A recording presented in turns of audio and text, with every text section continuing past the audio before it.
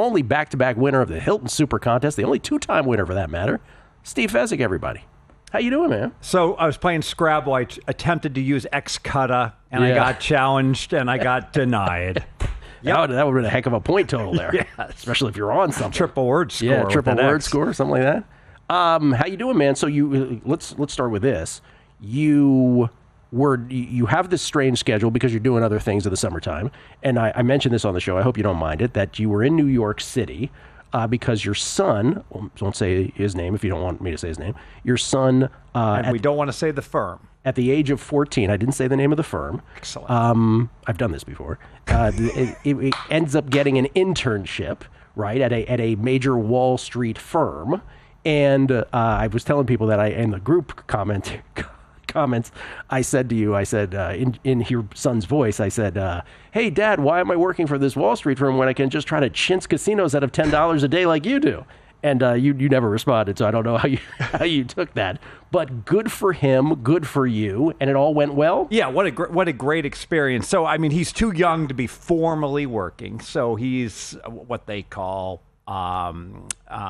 mirroring, the shadowing. But the interesting thing is, so my son is just gifted in math far more than I am, even though I'm an actuary and fellow in the Society of Actuaries, which is like I'm having a math PhD. You're in the Society of Actuaries? It's called being a fellow in the Society. Oh, you're a fellow. It's like the highest designation of actuary. That's in a former life. But I'm stupid compared to my son. Oh my gosh. So he is like meeting with these 21-year-old interns. They're all business and finance majors, and they're doing projects and they don't know how to do certain things. And so Johnny's explaining. You just said your son's name. Yes, that's okay. Correlation coefficients, and he's explaining, high level stuff, to them, and it's really was a tremendous experience. And he'll be doing, a research project all summer. Is part of this your own internal dialogue, your own inner dialogue that you're like, I should have gone into that industry and not sports betting? 100%. Gilly, what am I doing?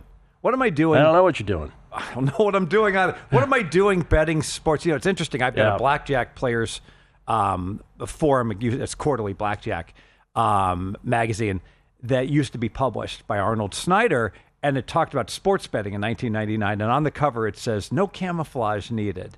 You just go and bet, and if you win, you get paid.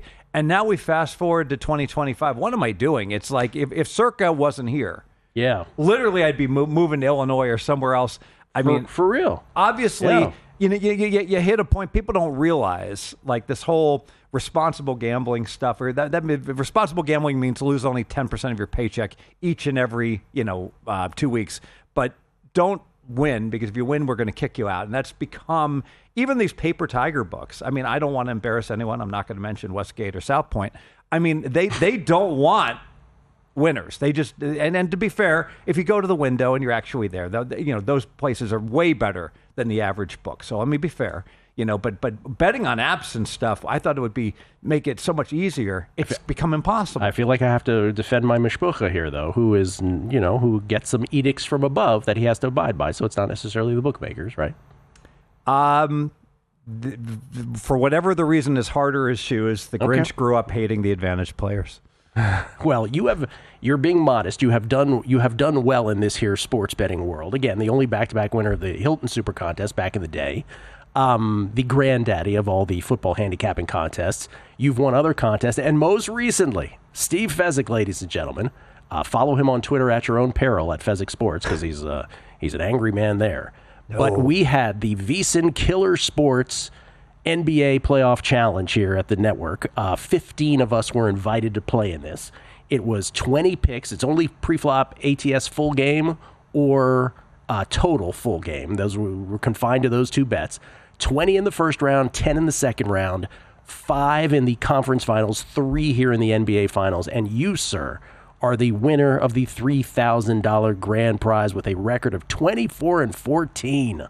Good on you. Congratulations. Thank you. I actually played lousy last week just because I was traveling, so I didn't have time. So if I had played optimally, what I would have done is I would have been, the only person that could catch me was Zach. Yeah. And I would have been listening in, seeing who he liked, and looking to like match him mimic his play so that I could have locked him out. But because I was traveling, I threw in my last play. And of course, in typical Fez fashion, you win by a luck box play where the Pacers somehow don't cover in Game 4. That's what Zach had. Pacers plus the points. That was the clincher. Somebody get me a wellness check on Zach Cohen. Oh, he was not happy. Yeah. And Zach is mild-mannered. He's a mild-mannered reporter from a daily metropolitan newspaper. He doesn't really get moved by much. Yeah, a little dent in the cell phone and in the wall. I don't know if it's correlated. Yeah. So good on you. So you were kind enough $3,000 to Circa room attendants, which was very nice of you. And they have now sort of they're thinking about how they're going to distribute that behind the scenes. And what I understand is they're going to pick like their 10 all-star people and go 300 each. Outstanding. Yeah, and I left it completely up to Circa, whatever it is. Because, like, with these payroll systems, the last thing I want to do is like poor Mike Palm or whoever's reporting it to Mike Palm have to spend 8 hours to figure out, how can we make this viable? That's right. So what, but the bottom line is, and I really want to emphasize, if there's one thing I want to get out of this, the most underappreciated employees in all of Nevada are the room attendants. They are not maids. They are your room attendants. They take care of all your needs. So you go to the club, you're throwing around $20 bills to these pretty girls, whatever, they're bringing you a drink, not even thinking about it. And then you check out and you don't leave anything for the room attendant that's cleaning up your you-know-what. It's so true. Yeah. And try to be better, everybody. Okay, what I really want to take from your contest win, and we can let this bleed into the next segment as well, but you are great at contests, and the contests that most people play are obviously the football ones, right? Whether it's against the spread, the handicapping ones, or Survivor, that kind of thing. But I'd love to go through, and it's never, we've done this before in different ways, but I'd love to go through some of your sort of best tips for people who are in contests.